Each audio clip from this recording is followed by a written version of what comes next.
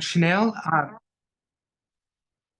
Thank you, Chanel. I want to let everyone know that I am very happy that you have decided to join me tonight while we paint this little fall tree. And my good buddy Stephen White is going to be here as well, moderating for me. So if you've got questions or comments, you can put them in the chat and Stephen will relay them to me and I will try to get an answer to you. So we're going to have a lot of fun painting this little tree. It's on a 3x9 canvas, and I just want to show you if we can switch to our overhead view. Thank you. Okay, so I have just a little piece of wood here. It was like a little cradle board, and I use this as my handheld easel. And I've attached my canvas to this by making a couple of loops of tape and just securing that down. That way I can paint to the edge of my canvas and not get any paint on my hands. So that's your first pro tip of the evening. So we're going to start out by creating our background. And I call it a background because it's not really a sky. And this is a very impressionistic take on a fall tree. So I'm going to put some titanium white out on my palette. And I'm also going to put out some cafe latte, which is kind of like a dark camel brown color. And you can use any color that is similar. So I've got a white and a deep tan color. And I'm going to pick up a big brush. I've got a 1-inch brush here. And we are going to very quickly create a modeled background on our canvas. And so I'm going to pick up a good bit of titanium white on my brush, and I'm going to apply it just kind of here and there all over this little canvas. It's not going to take any time to do that. When all of these online classes started a couple of years ago, there was this thing that we were going to get this done in just about an hour. Well, I think tonight we might do that. So I'm picking up some of my dark camel brown color, and I am now just kind of I'm holding, switch to I'm holding my brush. So now I'm holding my handle in the palm of my hand and very far back on the handle. And as you can see, I'm starting to blend and create a softly modeled background, which is exactly what I want. So as I'm moving down, I might pick up a little bit more paint. I don't want this background to be terribly dark, so I'm not going to pick up too much paint or too much of that cafe latte color. But I am softly blending the white and that camel color together, and I can wipe my brush off, just taking that excess paint off my brush. And I'm going to pick up a little bit more white because this background is, to me, just a little bit too tan. And so I'm going to blend some white into the background. And I want to see some brush strokes, but I want them to be fairly subtle and quite modeled. And I will hold this up so that you can see a good close-up of this background. That looks pretty nice to me. So I'm holding it up, and there you can see it's kind of modeled. Not too dark, not too light, just kind of the Goldilocks values there, just kind of in the middle. And I am going to dry mine while you finish yours, and we'll all just catch up.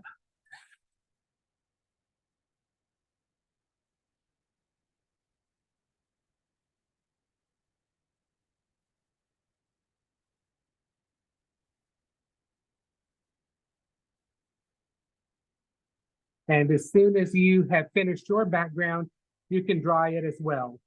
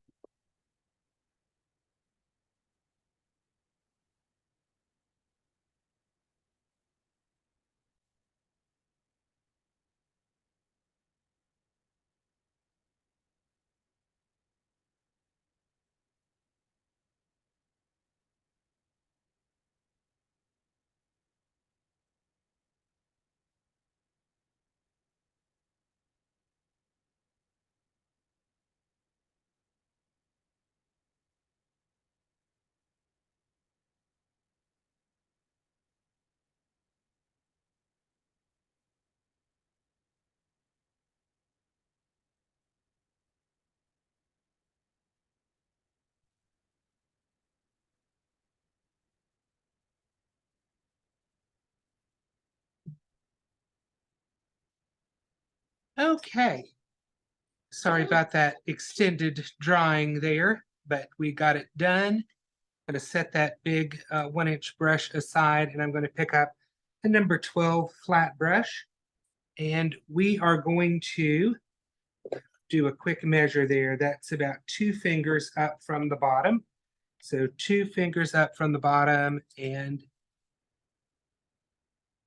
there, I was going to say there used to be a pencil there. I'm going to sketch a little line right across my canvas, and I'll show you what that looks like. There is the little line right there, and that's just establishing my ground line. So I'm going to take my number 12 flat brush and some of the Cafe Latte, and I'm not using much paint on the brush at all. It's a very, very small amount. And what I'm going to do is I'm going to just slide my brush back and forth along that line with the chisel edge. That's that end of the paintbrush there, right along the line. And then just continuing to move from side to side.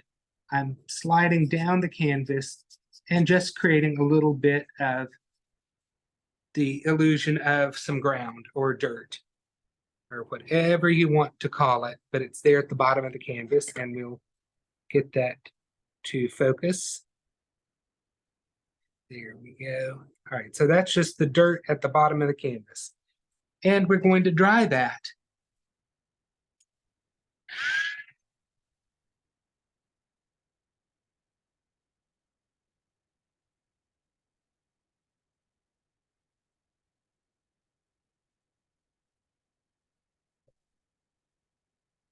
Okay, so it is time to turn our attention to the trunk of the tree. And that's going to be right along the edge of your canvas.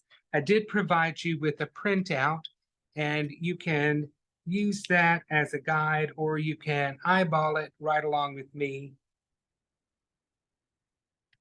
I don't think I need to transfer a pattern. I'm going to leave my number 12 flat brush just setting off to the side, and I'm going to pick up my number 8 flat brush, and I'm going to pick up a little burnt umber on the brush. And what I'm going to do, I'm going to let you watch for just a second, and then you can do it. I'm going to go, the trunk on this tree, I think, is a little too wide. It's a little too wide and heavy. So on this one, I'm going to go, I don't know, maybe 3/8 of an inch. So that's where that's going, kind of close to the edge of the canvas. And I'm going to, again, I'm using burnt umber, and I'm just going to take the chisel edge of the brush, and I'm going to go up the edge of the canvas, and then I'm going to just stop. Not going all the way to the top, but I will go all the way down to the bottom.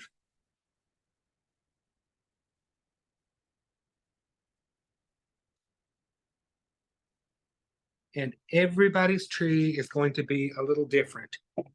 It's impossible to do the same kind of tree trunk as everybody else. And as I get down here to the bottom, I'm going to begin, I don't know, that's like one pinky knuckle up from the bottom. I'm going to begin to just create like a really nice root system, or where the tree trunk spreads out at the bottom.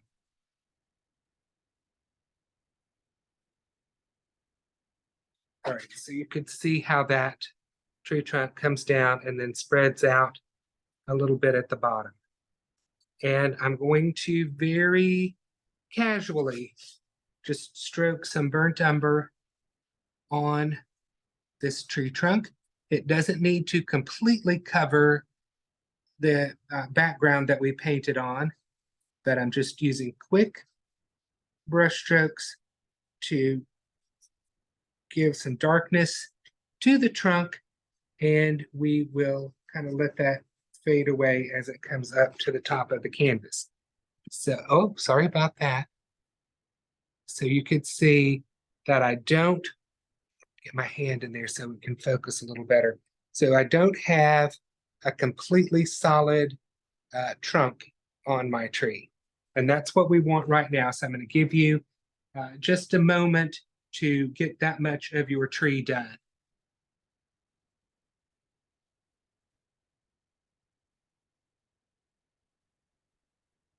So I can't see you. So when you are done, give a quick thumbs up to the camera, and Stephen will let me know when a few people have given the thumbs up.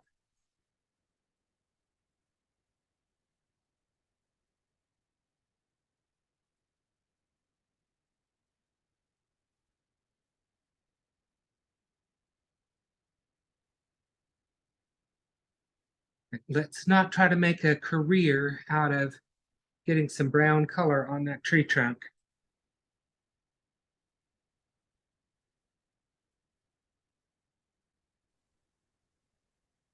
We good, Stephen? We got some thumbs up. Okay, then we will move on now.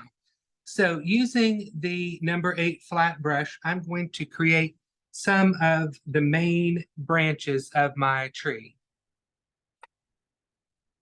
All right, so right about here, and I'm not sure, we'll go 3 fingers up from the ground line.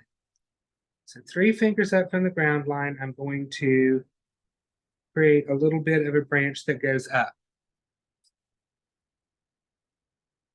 And if you look at this carefully, it is not a solid line, it's kind of broken. And that's all we need. And then I'm going to start again at that same spot, and I'm going to let some of this branch kind of curve down a little bit. So now you can see we've got 2 branches on our tree. Let's put another little branch, and this one's going to curve up a little bit.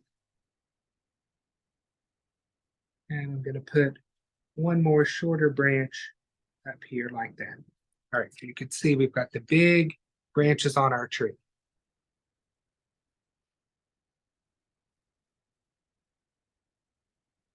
Nothing hard about that.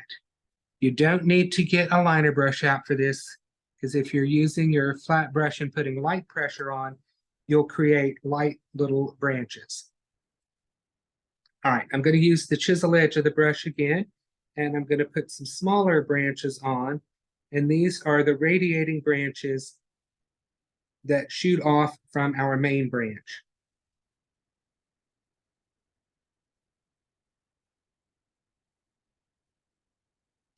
One thing I want you to notice as I'm putting these little branches on, they're straight lines.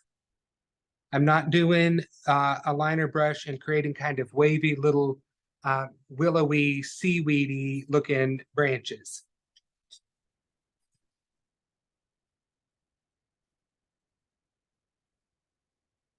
All right, so I've done those branches down there, and I might put one more little branch down there, but I'm not putting 1,000,001 branches on this tree. This isn't a winter scene where we'll see all of the branches that remain. This is a fall tree, and we've got lots of leaves to put on it. Okay. All right, so there are my tree branches. And I can, with the aid of my trusty pencil here, can lay the pencil down at the end of the branches, and you can see that it forms an angle. If you look at the finished tree, it forms an angle. Okay, so that's where we are right now. And it's about to get a whole lot more colorful.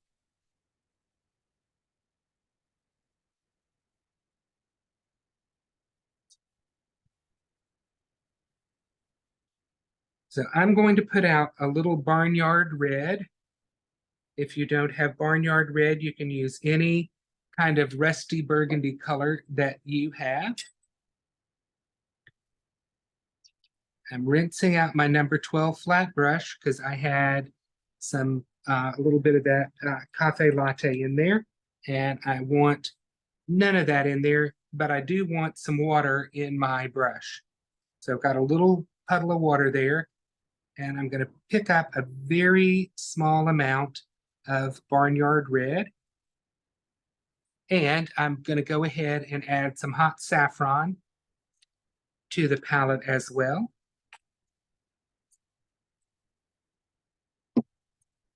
And so I'm going to make a puddle of very thin Barnyard Red plus hot saffron. And this is kind of a funky little rusty orangey burgundy color. And I've just blotted my brush out, but you can see here on the palette that I've got a very, very thin, transparent puddle of paint here. And you want this to be very light, a very transparent color. All right, so I am going to start putting some leaves on my tree. And I'm going to start right next to the trunk of the tree and this larger cluster of leaves. All right, so I'm looking at that, and it's transparent, but I want it to be a little bit more orangey, so I'm going to pick up a little more hot saffron, and I want it to be a little thinner, so I'm going to add some more water to this. You have to look at your painting and evaluate what your color looks like. This is pretty fiery orange to me, and I like that. We don't have beautiful fall foliage here in Atlanta. We just have some trees that turn kind of orangey for about, I don't know, Stephen, what do you think, 20, 30 minutes? It's a very, very quick little patch of colorful foliage that we have here. And Yeah, then 20 to 30 minutes might be generous. yeah, and then it goes brown.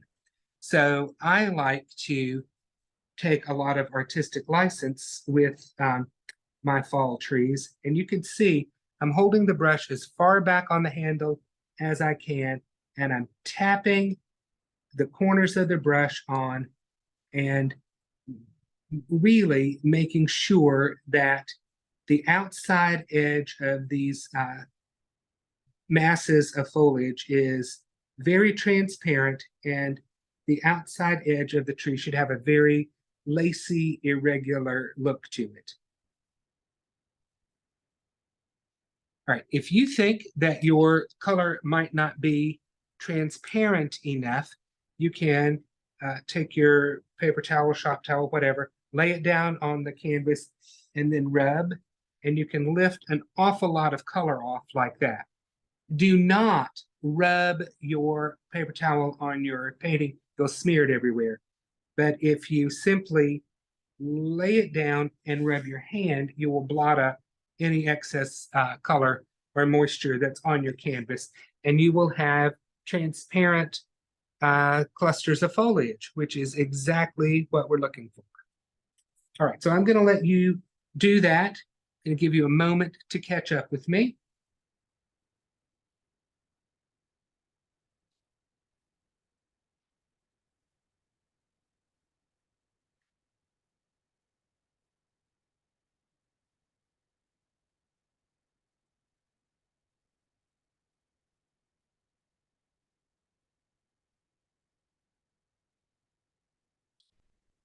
I appreciate you all taking a little time away from your Thanksgiving preparations to either watch or paint with me tonight.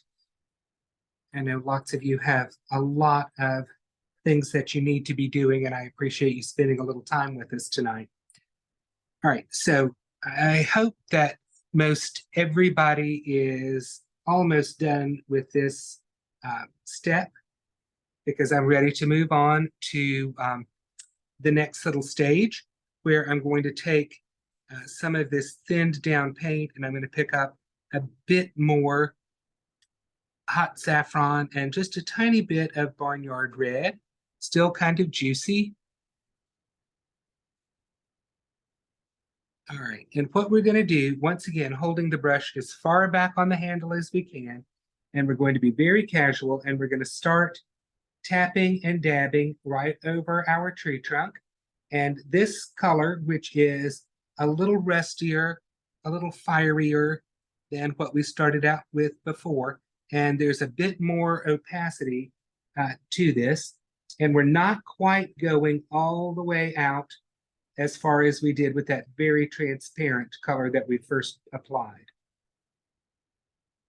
If you look at trees, the outside edges of the trees are much lighter than the area closer to the trunk. There's less leaves out at the end of the branches than there are when you get right up next to the trunk, because you're looking through so much more foliage than you are at the outside edge of your trees. So do keep that in mind and make sure to let the outside edges really have that kind of lacy, transparent look. Now, if you wanted to paint a tree that was more gold, you could, of course, change the colors on your palette and do a tree that is in varying shades of golds and yellows. That would be lovely. But we wanted a pretty reddish tree for this particular painting. All right, so we've got that color on there, and this time, because we had more paint on there, I need to dry this.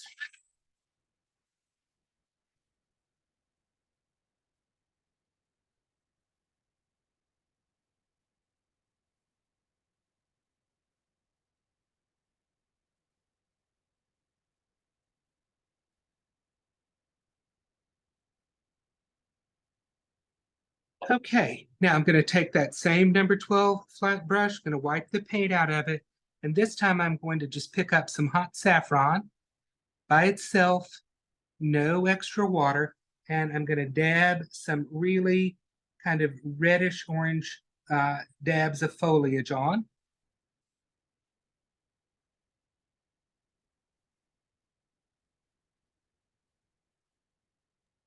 Andy, we had a question about the tool you're using to dry the canvas with. Do you want to talk a little bit about that? I am using Plaid's new multi-purpose heat tool. It's a great little heat pin. Right. And so it's one of our new products. All right, so I'm dabbing some more opaque color on. So bring that up for you to see that. But don't you worry, folks, there's plenty more foliage to happen on our tree. So I'm going to dry that again really quickly.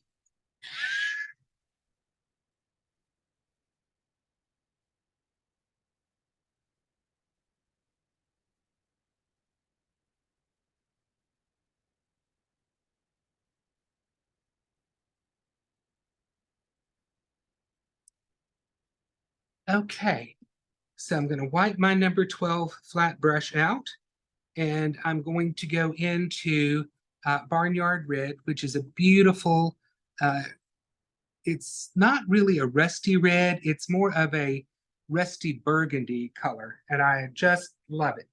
So I'm going to start again on the tree trunk and then dab out into these little sections of foliage, kind of rolling the brush around.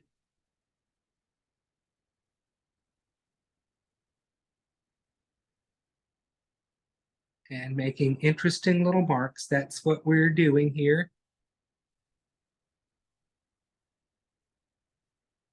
Again, keeping this a little bit smaller than where we had previously applied color.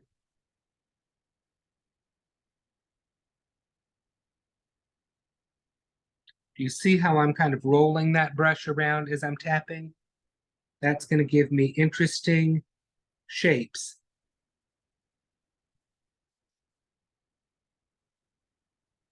That's what we're looking for, interesting shapes and kind of pieces of color.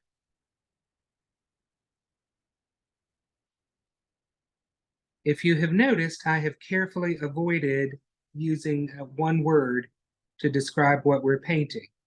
So think of what word I'm not saying, because I don't want you to get that stuck in your head. All right, so now we have some of this fiery, rusty burgundy color on there.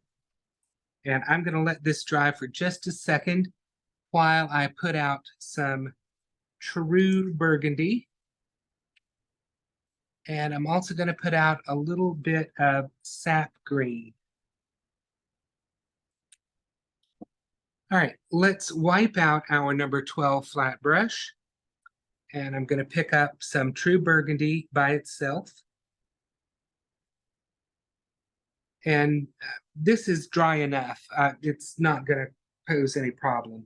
All right, so I'm tapping and dabbing on some masses of true burgundy. And I'm going to show you real quick one thing that I want to point out to you. All right, if you look now, you cannot tell where that tree trunk is. Let's see if we can get something to help it focus. There you go. The tree trunk has disappeared into dark foliage over on this edge. That's what we want.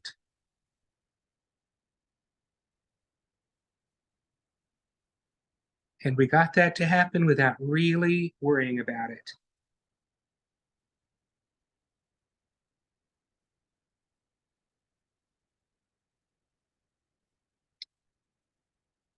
Okay, so let me bring this up again to show you what we've got going on. It's kind of hard to see on your monitor, but that is really very burgundy, and it's not brown yet. We're going to put a little brownish color on there. But we're not using burnt umber because we're going to create a brown that's much more interesting than just burnt umber. So what I'm going to do is pick up a little true burgundy, and I'm going to pick up a little sap green. Now, red and green are complementary colors. If you look at a color wheel, they are directly opposite on the color wheel. And they neutralize each other, but they also make a gorgeous brownish color. I want to make sure that when I look at the color that I'm mixing here on my palette, I don't want it to be green and brown. I would rather have it be more of a burgundy brown color. All right, so now I've got a color that's darker than my true burgundy. And I'm going to start right next to the edge of the canvas where the tree trunk is the darkest. And I'm going to tap and pat a little bit of this super dark burgundy is really what we've got here. But it's true burgundy plus sap green, giving me a very, very nice dark color. Hey, and I'm just yes. Can you move the hero project to like the right of the palette paper just so it's a little more visible? Yes. Is that good? Yeah, that's good. Thank you. Okay, no problem. Sorry about that, folks. And thank you for letting me know that it was not doing anybody any good where I had it. All right, so I'm going to tap just a little bit more of this on, and then I will show you exactly what I've got on my canvas.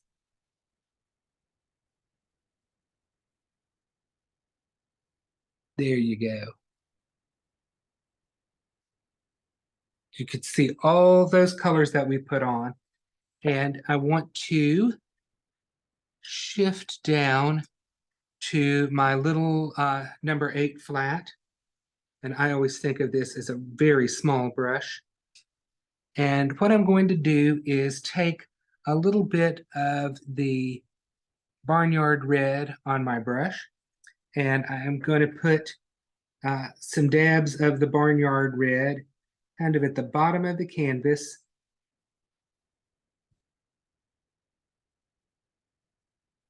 And a little bit onto the trunk of the tree. Let's show you what I've done there. All right, so you could see those little dabs of Barnyard Red.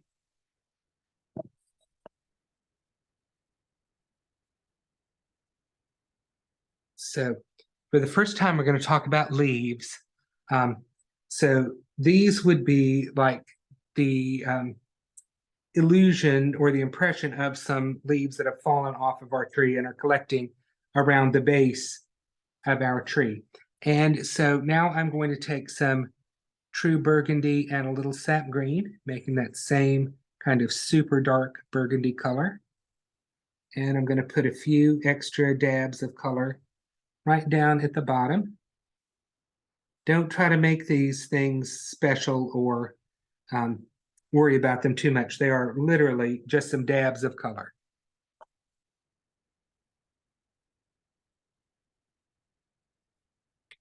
So getting something in there for it to focus on. You can just see that I've just dabbed a little color on there.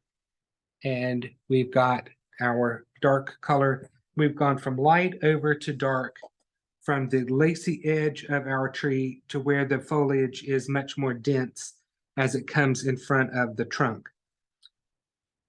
All right, we are fast approaching the end of this, but we have some more fun to do. So let's try this.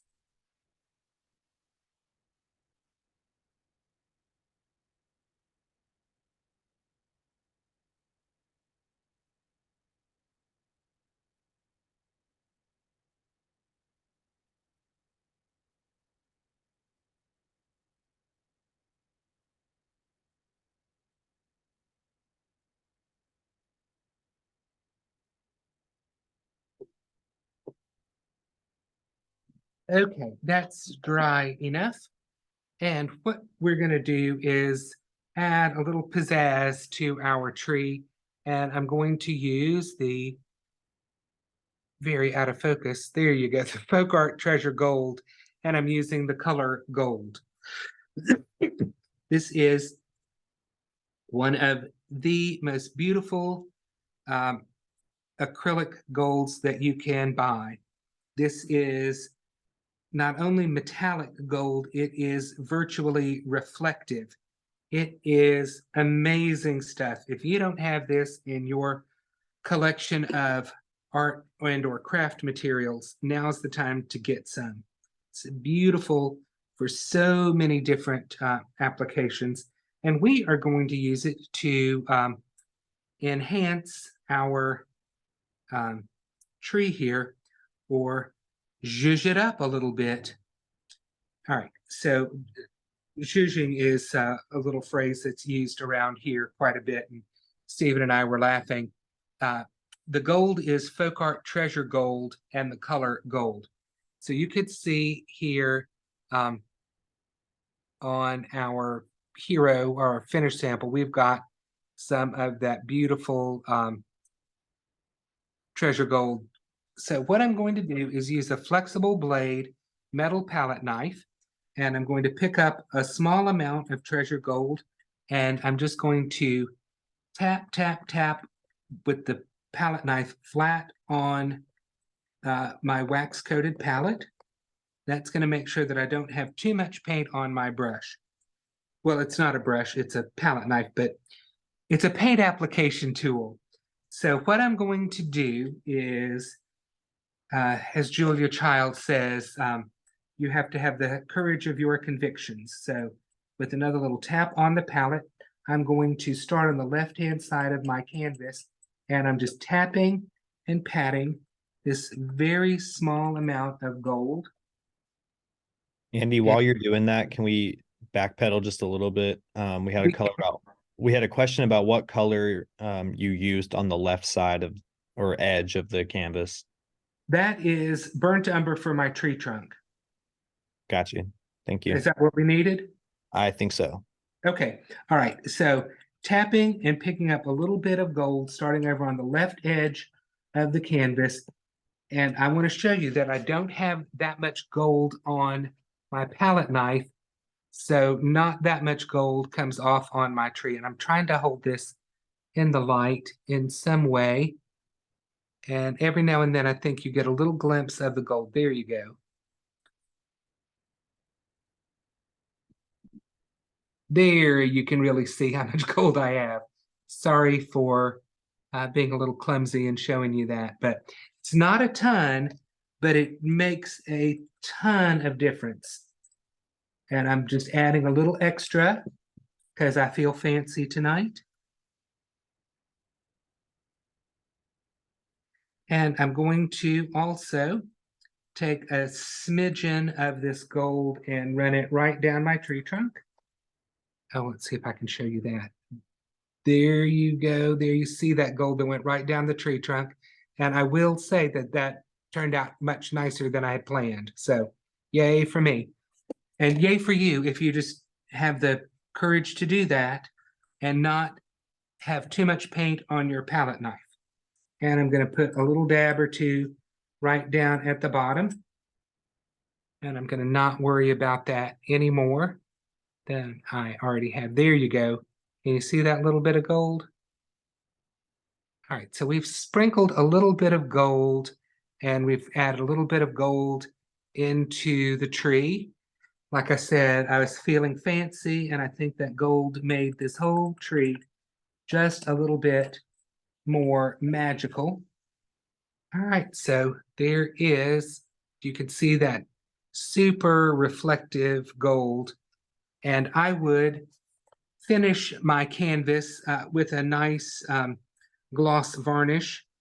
Any kind of spray varnish that suits your fancy is perfect for this. So I'm going to ask, do we have any questions, Stephen? Not that I know of, but I'm sure we'll get some more rolling in a second. Can you show a close-up of the hero project? Yes. We have a question. What did Andy have on each side? I'm assuming that's like at the sides of the canvas.